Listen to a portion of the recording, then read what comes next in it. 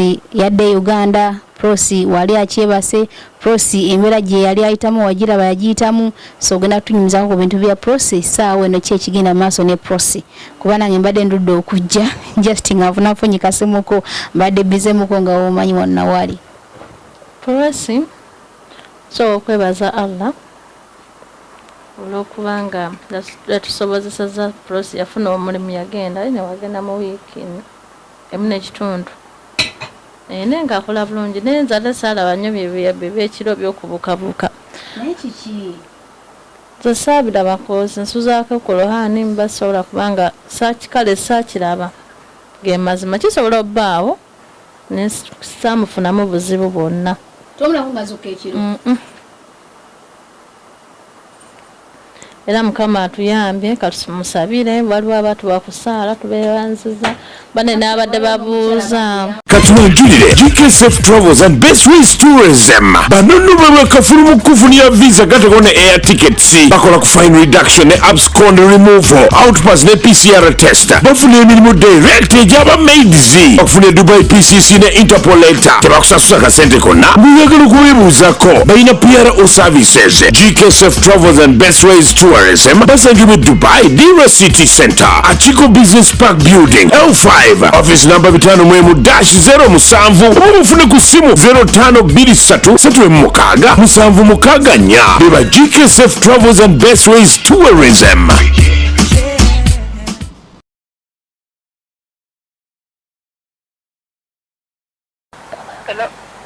Hello. Bulungi nnyabo osibye otya nnyabo? Nze bampita maama Dubai nga nsinzidde Dubai. Kati mbadde njagala kubuuzaako omwana gwe bayita Prossy omumanyi? Prossy? Ennyabo. Mumanyi. Aŋŋambye oli maama we. Prossy kigwoyogerako? Yaŋŋambye oli muwala we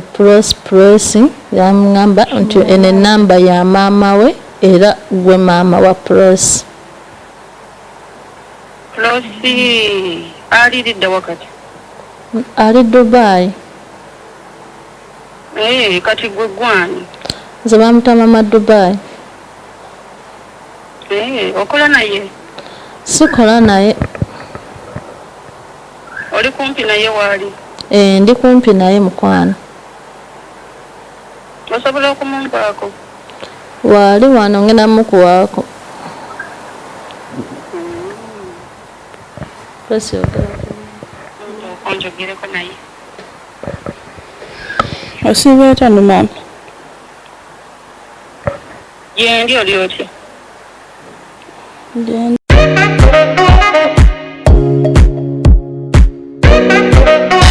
Omuganda agamba okuddiza guba mwoyo ate era agamba etasiima ebula agiwa. So yensonga lwaki naffe tusiimye ne tusalawo ate okuddiza eri ba clients baffe aba Nyondo Glim mwenna abatuwagidde ku products eza Nyondo Glim naddala ekizigo mwebale nnyo mwebalire ddala era nga mbakakasa nti olunaku olwayo tusazeewo okubawa offer yonna gy'obeera oli nga wandiyeetaaza ate okubanga otambula. Twahaddewo entambula zaffe zino ziri bbiri era nga just oprovidinga kasente kamafuta kokka ne babeera nga ate bakusaabaza yonna gy'obeeyagadde okubanga ate otambula. Mpozi n'abasigadde mwenna abandiyagadde okubanga ate mutambulako mu Emirates ez'enjawulo naawe oprovidingayo akasente akasaamusaamu. Tulina abagoba baffe babiri ate nga bali licensed era nga beegendereza nnyo ku nguudo babasaabaza bulungi nnyo. Okuleka mpozi naawe ng'olinayo obanga emikolo ng'egyo nga wandiyagadde okubanga ate ofuna entambula tusobola okuzikuwa ne tuteesa n'obeera nga ate ogusa ekintu kyo obanga ne badreva bamu beetaagiddemu nabo n'obeera nga ate okola nabo. Bannange tweyanze nnyo era nga tubasuubiza nti nga ffe aba Nyondo Glim era n'omwezi ogujja tugenda kwongerako ate entambula ey'okusatu kwegamba tubeere nga tugonza ku ntambula zammwe naye okusingira ddala abaana abatuwagidde ku Nyondo Glim mbakakasa nti just wandikako erinnya lyo oba oli Abu Dhabi oba oli Amluquin oba oli Sharjah oba oli Fujairah teekako erinnya lyo nti nze Nyondo Rozet Nyondo Glim. Buli mwana yenna eyatuwagiddeko nkuyina mu kitabo era driver wananzi ajja nantuukirira nja kukeberamu obanga ddala kituufu mwoli bajja kujja bakulu ne bakusaabaze yonna gy'oba oyagadde okubanga okola ki ng'otambulira era nga twongera okubakowoola mwenna abaana bakuwagira Nyondo Gleam mujje mubeere ng'ate mugula products ez'enjawulo. Tuyina emmere yonna okuva e Uganda, tuyina products zonna zino ez'abaami ez'omu buliri n'ez'abakyala okwetereeza era nga n'ekizigo kyaffe kirungi nnyo tetwerusa wabula ng'egadde lightening tuteekako bwe naagala okulabika obulungi okufaananako ngaffe oba n'okutusingako yita ku namba y'essimu 0524680778 ate obeere nga ofuna ekizigo olabike bulungi. Banaye nange neeyongera okubeebaza amwe bali tusapootinga banaye tuli basanyufu nnyo bagamba etasiima ebula akolaki agiwa ebintu by'entambula tubigonzezzaamu banaye Mukama batuweere omukisa gwe wenna akozesa Nyondo Gleam tojjanga okwo.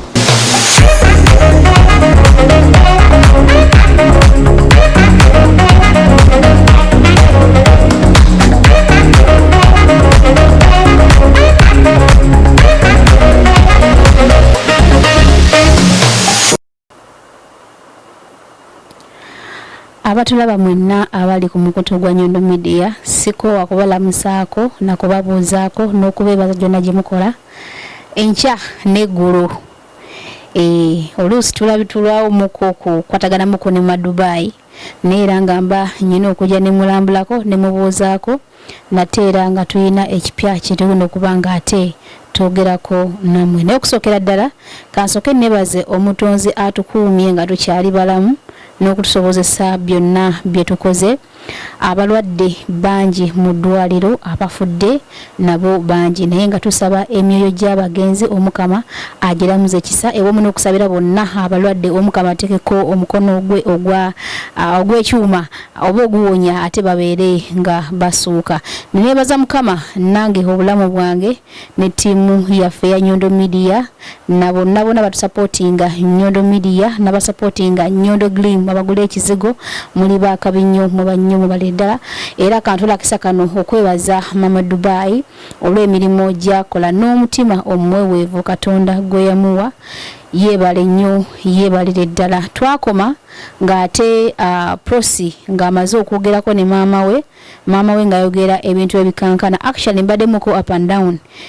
ne Mama Dubai agenda kutubuulira what happened later ate tubeere nga tweyongerayo. Go nano ahana kusubscribinga genda maaso ate obeere nga osubscribinga nateera okwate kadako kikuyambeko tokoma ku YouTube kubanga ko tufollowingira kwokka ate genda ne ku Facebook, TikTok, Twitter, Instagram ewamu ne Facebook ate obeere nga nayo otufollowinga osangeyo amawulire amanyuvu oba byewetaaga kubanga ate omanya obeere nga ate manyi bigenda maaso wano mu UAE mpozi ne mu nsi yonna oba mu nsi atlaji. Ma Dubai, assalamu alaikum wa rahmatullahi wa barakatuh. Negwe buli kadde okanya kubanga atonyirira ng'omyuka bumyusi ebisale bisingaze buli wentuula mu kamera mba neraliikirira kubanga ombonzikiza buzikiza naye nga buuzaako yeno yakulaba tutandikira. Assalamu alaikum wa rahmatullahi wa barakatuh. Balayi ba Nyondo Media mwenna tubalamusizaako gye mutuusaako engalo. Mwenna abatulabira mu mawanga ag'enjawulo, Saudi Arabia, aba Oman, abali mu Jordan, abali mu mawanga gonna, abali ebula, abali mu America, USA, mwenna tubaagala nnyo mwebale kubanga mu subscribing Nyondo Media. Madubai mbadde nga ndi mu bize muko nebine byagenda bwe tutwalaganye byekimenke tuli bize tuli wano wali twavuddeyo twaviriddeyo ddala twabaddeyo nga kitukola omunyigo tolaba nti nkaddiye naye sigenda Verayo nekyaga so Madubai abantu bagenda kuba ku updates kubanga omuntu abeerayo n'agamba twa Madubai ng'afunye omwana mu mbeera bweti naye byaggwerawa omwana yali luddawa naye nga neeyanzizza ate n'akakunywa kange ka watermelon webale kusenguka actually wafunye watu wagazi ndowooza mashallah bana beera nga beeyagala kuba oluli wenna ajja kyali kifo kirala tebakyaliko kale kulwawo nnyo kuba bwenfunoona kuba Katonda abadde akyatuwadde riziki nti ajja yagenda ayinza okuba asula nga nnaku 3 ku 4. Kwa ono yazze okwosa ejjo agenze ku makya. So ogenda kutunyumizaako ate ku bya Prossy saawa eno. Prossy yadde Uganda, Prossy wali akyebase, Prossy embeera gye yali ayitamu wagiraba yagiyitamu. So ogenda kutunyumizaako ku bintu bya Prossy saawa eno ki ekigenda maaso ne Prossy. Kuba nange mbadde ndudde okujja just nga nfunafunye kasimuko mbadde bizemuko nga womanyi wonna wali. Prossy so okwebaza Allah olw'okubanga yatusobozesezza. Prossy yafuna omulimu yagenda ne wagenda mu wiiki emu n'ekitundu naye ng'akola bulungi naye nzadde saalaba nnyo byekiro by'okubuukabuuka. Naye kiki? Nze saabirabako nsuzaako ku Lohaani mbasobola kubanga kale saakiraba ge mazima kisobola obbaawo naye saamufunamu buzibu bwonna. Tomulako nga zuka ekiro? Era Mukama atuyambye katumusabire. Waliwo abantu bakusaala tubeebanziza bane n'abadde babuuza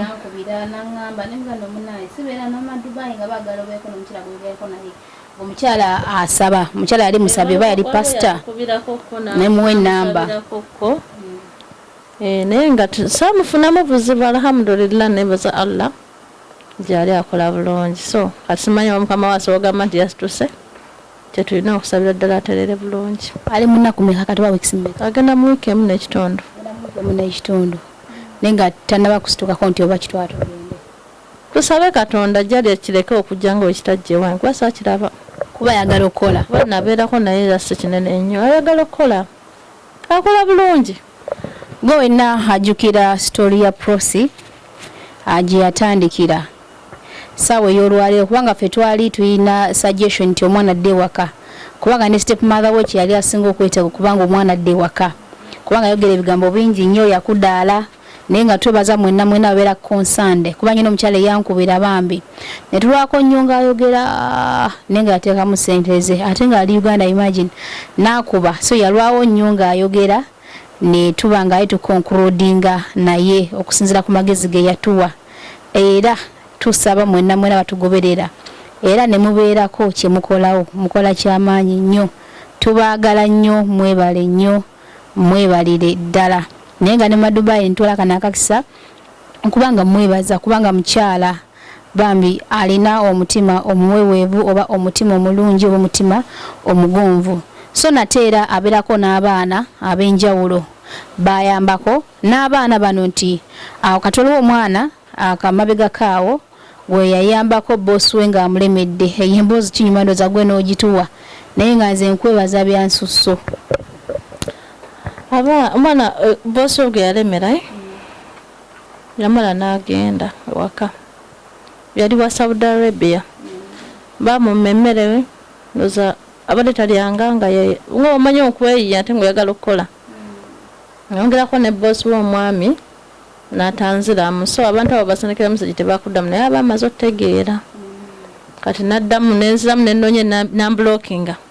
nenfuna enamba ya Uganda nenziramu nenjogera naye nenfuna eya Dubai nemugamba buli wamu nsobola otutuukawo kaabire Saudi kati nemumenyera ebitundu bya Saudi ndowooza n'afuna okutya nemugenda kujjawo kwa location yongiina kati kamungezi nagenda okubako ng'omwana ampeereza tiketi tiketi ye yino wano yaddayo omwami yagana okuddamu n'akublokinga n'okosa essimu endala nalaba ng'olemeddeko kati omwana yazze tanaba kuddayo yazze e Kampala yaddayo amaze ndowooza ennaku zigenda mu 4 wala ya Mungu tebakuddamu akuyambye n'akuddamu aba mukazi ali naye akuddamu akuyombesa naye naabo nakolako olulinga wesika nabo tisigwa alinamu oluwalabu kati olaba ebiseera ebisinga abo abantu obalaba osooka n'omuwuliriza n'omala n'osooka bubeera ng'asalira omwana omusango naawe n'omanya n'omugamba naye singa abadde mwana wo n'obudde nga muzadde wa mulinze ng'omulemedde si kirungi kuba mwe mulina contract ziggwako yalina kumpi ng'agenda mwaka gwa 3 bangi soomu ozati soomu kuba abaana bangi abali Saudi ddala Saudi bannange tusabire Mukama Katonda asaasire nnyo abaana ate abasinga okubeera mu Saudi kuba ate Saudi wakyasinza okubeerako ennamba gye nyina ennyingi ya Saudi. Okusinga Oman sifunanko abaana benfuna Oman just baba baagala kutambula tuuka naye sifunanko sinnafuna nnyo omwana wa Oman ya complaininga naye Saudi negati kusoma nyinako n'okwali kunkubira okufa naye nga contract yaweddeko bamuyingiza overstay. Ate Saudi nyinako bangi namwalaini ne Abu Dhabi bangi ne mu Dubai mwe bali abaana bangi ate bano mu Dubai abasinga obungi bayingiza abaana overstay. So kati omwana bamulimye mu passport ye yabula nenga weeri ne mugamba location mayinsi benganga nga sina so kasaba mwana location ne mu passport ye nga bikimu kiina njogera kyenkola kyemmanyi naye oyo omusajja yo yankolobodde yanvumye bwe yamaze okuyomba nange nangamba yogeranga ne muyita ote ne mugamba sita wange kati ne mugamba nedda baba kanjijaawo location yo nenjimuwa mugenda leeta police bwe yamaze nakakana kati omwana bagenda mutwala ku process ya passport ekituufu yabula naye nga yabulya mikono gyabwe yabula ate nayingira ovasate kati yo wabagamba okudda waka bagamba mbwa afulume wena mugende nti omwana afuluma nti nga ali mu overstay mbwe ate bati yabagambye tagenda kudda ne mugamba ekyobutadde kitegeeza muteeka mu overstay mbwe oba akkiriza omutunda mu nnyumba ew'omulala mutunde so ekintu ekyo kiva ku bana abaana muno na connecting omuloko lwakuteekamu ssente okutuusa wano ate ekintu ekyo abaana basinga obonaabona baloko baana bakulya baloko abaana babateeka muloko wakujja Uganda bwati wallahi nga yakujjaira omwana gubabonyabonya mubuuza ni yakuleeta bangamba nti wa office obaako wotandikira bangamba nti omuloko yanzije Uganda banaye mwegendeza connectinga bannammwe mu nyumba nti bosi wange agala omukozi n'omusindika okuva e Kampala kati abaana abasinga bambi babajja Uganda batolina wotandikira nga yamujja Kampala olina olwana nnyo olaga nti ateggulibwa Uganda ku embassy okulaba nga bamuyamba wano so abaana mbakuutira okuba nga bafunako justice ababagoberera singa oba ofunye omuntu akuleeta omuntu akuleeta ze twakugoberera tobonaabona abaana ekibasinza okubonaabona tebabagoberera singa omwana omugobera kizibu kyakubonaabonera mu nju so byebyo naye nga abaana tebakola kyembagamba balekerawo okuconnectinga bannaabwe nti jangu okole bosi wange agala omukozi namuleeta direct era kukwata nakutika direct yakwereetera so ne wano waba wa office talina lukusa lukutikka ate n'ekirala abaana bava mu nyumba z'abaloko nga tonnabavayo ng'omanyi contract yange egenda kuggwako mutegeke ssente zammwe bw'oba omanyi ogenda kufuna mulimu mulala wano oba genda mu nyumba ya muzungu ofuba olaba ng'oze at least ne ssente zikola freelancer n'oba ng'olina 15,000 ko freelancer zaffe tusobola ogikuwa n'ofuna omulimu n'osasula paka okola ki bw'ogimalayo Rozet omwana ava mu nyumba y'omuloko ng'akooye kati jjo wayo omwana gwe napiikinze wansi aba naye abadde akolera muloko naye yaze ng'akooye naye kati kyansi yaze asuza nnaku 2 mukama naleeta omukisa n'agenda mulimu nafuna omulimu gwa 12 naye ekimuyambye so madubayo connecting abaana ku mirimu singa omwana abeera azze nga kyalina visa ye singa omwana agira cancellation Rozet buno obudde kinjagala okuwabula mu baana ogenda okole exit visa ngeri ku 25,000 olina okulinya transport akutuusa ku airport ogenda balira ezo sente ng'ogenda oyingira 10,000 ezo oteekeko nti nga wabitano ng'olinga mu 14,000 ngeze 14,000 zisavings n'oziteeka ku visa abaakusinga kuba eno ogenda vaayo ya myezi 2 ogimayiddemu nga 3,228 visa eno gundi freelance ye kati omwana agenda ku freelance oyo yazze eggulu kati omukyala gwe tufunye abadde mu foreigner naye amuwa 2,000 naye amugambye amukolere visa kati omwana oli alina pain omwana ne mugamba kasatu ataddeyo freelancer kolera ku visa yo bwevaayo akongere salary wa 5 omanyi nti akolera ku 2,500 singa ofuna obutakkanya naye okwata passport yo kufuluma kubanga oyina visa yo byonna bibyo So kulya sente zombo batakusasudde kizibu kya batakusasula bakusasula n'ekiyamba ku freelance nti omuntu weefuga ogenda fuluma ng'omuntu alina passport yakolera visa ogenda fuluma oti abana kibalina okufuba olulaba oba nga tonnafa mu nyumba contract negenda gwa ogenda funa mulimu gwa muzungu tegekawo akasente ka employment at least n'ojja n'enkumi oba nga 4 n'omanya ngenda giteeka ku visa wano tuyiribe omulimu gwa 2,000 omwana agende wali akole nga asasula visa emyezi kumpi 2 nga visa ogima basobola ogikola ng'oli adipositinzeeko bagiteeka bulungi kati eyo tetugenda giteekayo so buli wabeera nga twanguwa tolwawo tufuula nga obeera atiisa ennaku 3-2 kasoba mutono okusinga abatono banguwanya singa ku banene bwagenda n'akola nasooka asasulako ezo basasuddeko 4,000 visa netandika okuba nga eri mu process agenda omala guno omwezi kansoosi negenda okuba nga eggwako jjukira waba afunyewo kisalale asasulayo endala bagenda okuddamu okugira nga visa agimaze bannaayo jjukira kati ntuyiri bamulimu gwa 2,000 okusobola okwanguya ofuna visa eri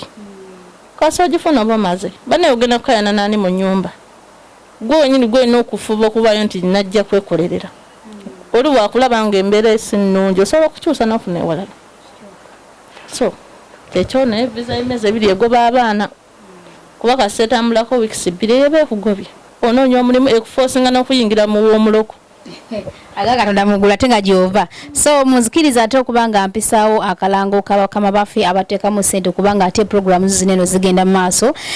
GK Safe Travels ate nga osobola okubasaba ku namba y'essimu +971523316 ngiddamu eri +971523316 64 aba GK Safe Travels nga baneenu no basaabaza abantu okuva Uganda oba mu nsi yonna ne babaleeta ate waneeno mu UAE okubanga ate banoonya kasente wamu n'okuba nti bakola freelance oba bakola visas zonna ez'enjawulo bazikola ate nga natera bakuyambako gwe naagala okufuluma nga tolina byogera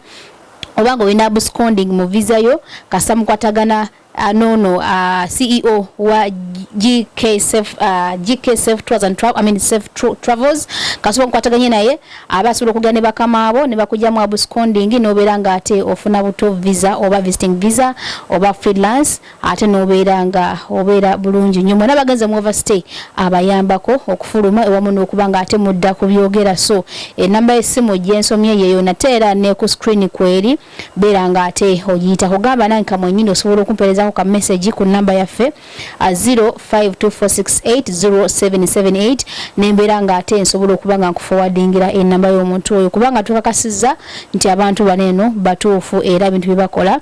biri ku musingi gwa waggulu nnyo mpozi n'aba Nyondo Glim n'abakozi kyamanyi okubanga ate batuyambako kuba nti programu zineeno ziteekebwamuko ensimbi ne zibeera nga ate zigenda mu maaso bano no bo bakola ate ekizigo ekikoleka ku nnakyo n'obeera nga ate mwana wanyi olabika bulungi ng'olina black spots olina embalabe oba olina bino bina makula babeera nga ate bakuyambako n'obeera nga ate okola skinio n'obeera nga olabika bulungi nnyo nate era balina buli kika kya mmere gy'omanyi nti nno eva Uganda ne bagireeta ate nga balina ne African Hubs zonna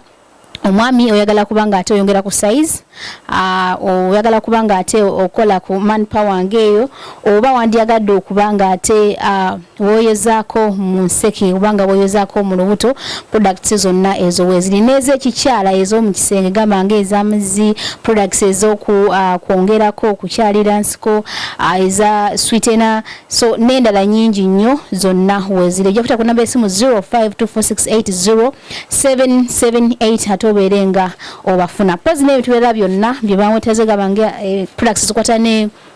ezikolagana n'ebyenviiri zonna weziri black shampoo mwagala buviiri buwiigi byonna babeera nabyo so ojja kuyita ku namba y'essimu eyo ne ku screen kweri esembyayo 778 ate obeerenga ofuna services zaabwe bulungi nnyo mwebale nnyo okutwagala n'abawagidde mukoze kyamaanyi nnyo okuba nti naffe batuyimirirawo nabeera nga ate bateekamu omusimbi ogutokomuka ne tubeera nga ate tubeerawo nga tubaweereza bannayuganda bawangali ewaneeno ebule n'ebweya tweyanziza nnyo tweyanzeege madoba yakasembayo naye nga neyongera okwebaza katusabe Prossy kuba nti kati already amufunidde omulimo n'agenda ku mulimu tanakufunayo complain yonna ne bakama okuva eri bakamaabe omwana asaawe no waali akola katusabe mukama omwana oyo alemerewo ku mulimu step mother we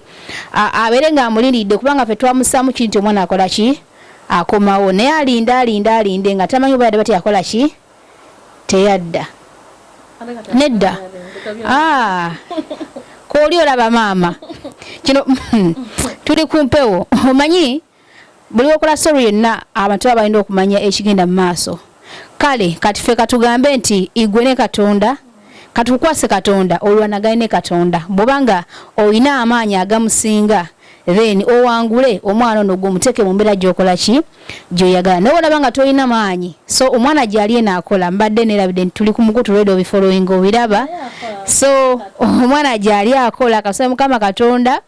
atasize ku mwana asigalireyo abeere nga atitakomonga gwe bwokola ki bw'okyagala maama Prossy so wakati wo igwe ne Katonda olutalo luno katulekere mmwe gyekinaggwera waliwo omwana gwe nafuna bambi abaana abajjanga munoonya emirimu olumu munswaza waliwo omwana gwe nafuna najja ku media yajja enamba era ndowooza gwe wagimuwa ne tufuna omulimu ne muwa omukyala alina omutwala ku mulimu omwana oyo yatuuka ku mugwali gwa 18 ne bamusaba commission w'omukyala namublockinga teyazibawa n'ebintu ebigenda kunzimalamu amaanyi gine kati wojjali akola saagala kale muswaza tuteekako ebintu bye ku media kuba si kirungi naye ebintu bigenda tumalamu amaanyi mutirire bannammwe abandi badde bafuna emirimu emirungi so kati omuntu wakutwala ate n'olya commission we si kirungi kuba bano aba commission bo tusobola okuzibanja naye kati omuntu asiridde omwana oba tosobola kumulumba mu nnyumba so nekano nange akayiseewo nga tukomekereza Madubai actually nagala nefunayo kekiri mutera okufuna emirimu twakuba nti emirimu gyembeera nfunye ebiseera ebimu babeera baana omwana obadde bakolya muzungu wana badde akolya muloko nangamba Rozet wadde badde nkolya muloko badde nkolya omuntu wati walimazeewo myaka gyange meka ena koze contract 2 naye ngenze waka si ngenda kumala myezi gyange nga gijjo tosobola kubeera nga tewalina muki mukozi niwe nabanga ngambye nti ndi wakudda oba nkoye sigenda kudda nagamba naye mbadde nsaba oba ofunye omunauganda ngaagala kukola ajja akola eki okusinga okufiirwa ekifo kino sigamba mbu lwakuba njagala ssente saagala ssente naye gwe omwana njagala mukonekiti nga ajja akola eki kyekiringa era saawa eno nyina omwana gwensindiseyo Abu Dhabi so omwana ono oli omuwala yazze yakola emyaka 4 nangamba Rozet waliwo wanene we mbadde nkola naye tewaliwo mirimu just mbadde nabira baki baana n'abaana bange omwana azze okola kubanga nze ngenda kuvaawo naye mbajagala madamu wange musindikireyo omwana obanga omuyina mumpe tukole ki tumuteekera ekintu ekyo nakiyisaawo okwo nenkyogerako nimba nenfuna omwana so omwana yagenzeyo olwaleero kati sometimes omuntu osobola okusindika waliwo abasindika kala abaana naga nti omwana mututteyo naye nasaba ssente oli omukama we namugamba kola ki mpa ssente ekintu ekyo sikikola nze era omwana mugambye nti obeera otuuse eri njagala obuuze mukama wo nti madamu olina omuntu ina gwewadde ssente nze okujja wano akuddemu oba nga lugwawadde ssente tambula okole ki oveeyo kuba kaseewo katuka ng'okooye ajja kugamba mpa ssente zange zinakola ki zinakuteeka mbaye nabawa ssente kubanga nabo manyi okulimbalimba era omwana maze kikonfaminga nanga Rozet ntegedde tewali gwe bakoze eki gwe wadde ssente omwana kati gyali akola so mbadde ntera okufuna obuntuntu obwo nembala nga connectingako abaana era omuntu ne bwajja nangamba ntera okupostinga saabeera ze nakola ki najja nembebegakawo nafunamuko challenge nyina omuvubuka ajja nangamba Rozet wano waliwo akalimu yali mutuufu nanga wano waliwo akalimu naye bagenda waliwo event naye baagalawo ko abaana nga 10 kubanga yali genda kubeera neneko kati yakingamba ekintu ekyo nemubuuza kubanga nze nsooka nembuuza omwana nti omulimu guga commission kuba mwana embeera ze muconnectinze wallahi ya Mungu sisaba mwana bwe nani connectinze mu manyi bana nani kusabye commission so genda mugundi mu comment section nokola ki notekayo comment yo so kati mvuka nemubuuza nti omulimu guliko commission ate guliko commission nangamba nda Rozet bana ko ennaku 30 ni baba wankaga buli lunaku baba wemmere ne wokusula so mwana yenna ngagala okujja okola kikola ajje kati ne posting ekintu ekyo ngamaze okukonfirma kati kuliko ki commission kati na posting omulimu ogwo mulimu ate abagundi abakira babbo ne bakosa obukujjukujju ba agency ne bakiyingiramu ne group ne bajingiramu kati webamba ne bandika to okusaba na ki commission kati mulimu abaana abangu babo bawayo bati bawayo simanyi nagenda okuyala Rozet ate wataddeyo ku mulimo ate bitwa tugende waliwo bale natwa tusabe sente wembera zinga haddeyo omulimu ne gati guli ku commission kubanga nteekayo nti muna Uganda munanga afunemu kwamba sisasuddwa ku postinga mulimo ogwo oba sigenda kusasulwa go mwana akoze eki agenze nakola wabula okulaba omulimu ne gugenda obugenzo kuba nzikiriza nti omuntu ajja kusitasiya nga mbadde postinze yabeera omuntu wangaga kulaba biki byokola ki byenteekayo ku social media omuntu ajja nakebera ku Facebook nalaba ebintu bye tukola ki tupostinga kitegeeza abeera mugoberezi waffe kati leka nti media ereme kubanga eganyulwamu feffeka baleme kola ko stories zokkaza nnaku wabula n'ebintu bakole ki bafuneko emirimu kino nkiddamu era mbagamba bwe nafuna ng'omulimu gwonna nengweka kasanti guno weeguli nga teguliko commission nja guteekanga era mbagambe tekuli commission kati gwe wenna gwe banaasaba commission n'okwata n'oziwaayo nga ndabagambe teguliko commission kibeera jjo tekibeera wa gyenkola ki gyendi kubanga oli agana connectinga omwana mingira mu mwana mikono emirala ne mwana bakola ki ne basaba commission oluusi omwana bakola ki ne bamubiraawo so nze sikwatagana emirimu gya commission nti nofuna emirimu ne nga abaana mukole eki kubanga sigwe omulimu gukola nyina emirimu gyenkola miki mingi egyenjawulo so byebyo bigambo byange naye nga n'ekirala bana ekampa obubaka eri Doreen ndoza guno mudengo bagulinga gwa kusatu yonna gy'oli mukwano nabulwa enamba yo namba yo ngiina naye wagijjako ate simanyi oba yafa toli ku WhatsApp ate ne kuya direct tekola ki teyitamu naye nga ddi yawandekera ebintu bingi nnyo waka so nabiteka ku kitanda ne bijjula biikirivu gye yava yajja nangamba Rozet nterekerako ebintu byange bineeno just weeks nga 2 nembiteka ku kitanda saawa eno njagala okikozesa naye bijjudde sinawe mbiteeka sibiteeke mu lukuubo sibiteeke mu ddiiro sibiteeke wa so dia ebintu ebyo mbadde nkusaba wonna balabye kano ka clip nofuna message eno funa amagezi gonna bambi onkubireko mbuli wembera mbiteeka o otherwise nja biteeka mu charity kuba kati waiso myezi giri ejo mmadubahi wallahi ya Mungu naye omwana tannoonyaako esimu teziriiko kyokka ekyanjagala okikozesa sinawe mbiteeka bingi bibokisi binene kuba ngamba agenda biteeka ku kago so either nja biteeka ku kago banje biteeka muki neno nabiteeka ku kago bwino bisasulira mbiteeke ku kago mbitwalewa so ntuso okubiteeka ko kyo ku kago anajja disimanyi so ngenda kukyogera ko kinefunda ngazizo naye nalaba nga tozze nga ndaba sikufuna ebbanga litambudde kusinga obisuula nja biteeka mu charity ma Dubai kino kyogedde ensi ekola ki era aveya jaga Rozet yabbe ebintu byange kubanga emyezi 3 mirambira muno mutereseze ebintu tuli wano okudunguwa space ntono sikulimba naye ebintu bingi boxes ziri ezo nnene si ntono mulimu engoye mulimu ebintu binene bya masanyalaze ebitwa tugende so nja biteeka mu charity dia sijja bikozesa naye tojja kubimanja era oba ngolabye message eno nkwegayiridde funa engeri gyobera noonyamu ko Doreen mu bulungi si mu bubi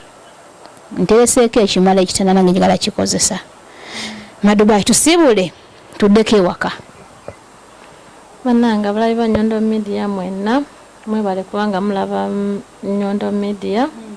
era tubakubiriza musigale nga mulaba musigale nga mumulaikinga kuba munaife natuyambagana tusobole okuyambaganirwa wamu kuba lwe tulaba media zino tuba kyetufuna ekyokuyiga ne kitubanga kitutwala maaso n'okumanya ebiri mu ggwanga n'okumanya biki ebiddako naye nga tubeeyanziza nnyo mwebale tulabako abali mu US mbeeyanziza nnyo bamwe mwebale kumbuuzangako mwebale kunkubirako mbaagala nnyo bonna n'abali yonna yonna musi zonna zonna bambi mbaagala nnyo mwebale nnyo mwebale ddala ekirala mu Rozet nyina abantu abajja nagamba njagala kujja natandika okunsaba documents zange sisharinga documents zange oba ng'oyagala okujja ng'oyagala sisharinga bw'oba oyagala okujja nga kyogenda okuyitirako tojja oba wanzija ku media komawo kuki ku media kuba sisobola sinagwe nsobola nawe togiina kati ataawo tekyo munaye mulimu abansumbu ate sindika ebikwogerako nze sindika binjogerako byange olaba babba mikutu gyammwe nga temwina nga tutaddeyo gundi olwo ate ebintu byange sisindika sharinga so n'ekirala bane nga nzigalawo njagala bajjukiza ate show ya Rema gyeri mu guno omwezi gwennyini ogw'omusanvu ng'ennaku z'omwezi 29 wane ne UAE Venom ano Dubai igenda kubeera ku Venom Club DJ Ram era mpozi na Abu Dhabi nga 3 so mubeerewo nga mukimanyi nti Rema ayingirawo era nga 29 ku Venom Club wagenda okubanga ate atutisa omuziki obudde obwekiro bwonna mpaka kumakya atakumira mpeera abatukumire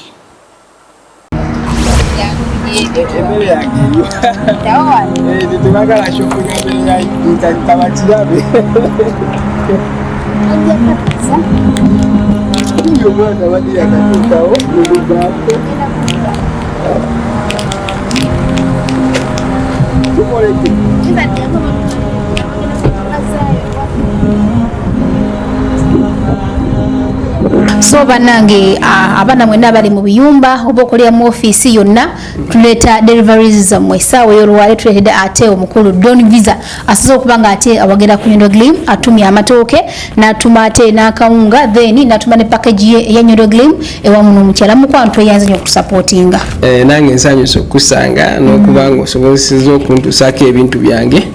neyanziza nnyo neyanzege ddala kubanga ebyaddala mbeera busy naye kimpadde essanyu kimpadde essanyu okubanga obintuusizaako mu budde kubanga enkya ndowooza era buli omu akimanyi so naali eyo so banange banye okutuwagira Don Visa atuwagidde abaana mbiba batuwagidde banye mubalire ddala yonna tutuukayo tulina emmere yonna ye Uganda tulina amatooke tulina lumonde tulina akawunga tulina buli kimu kyonna kyomanyi nti emmere eva Uganda then ku Buganda Flags z'abakyala awamu n'ez'abaami then n'ekizigo ekigogoola olususu Nyondo Glim mwebale nnyo okutuwagira tubaagala nnyo.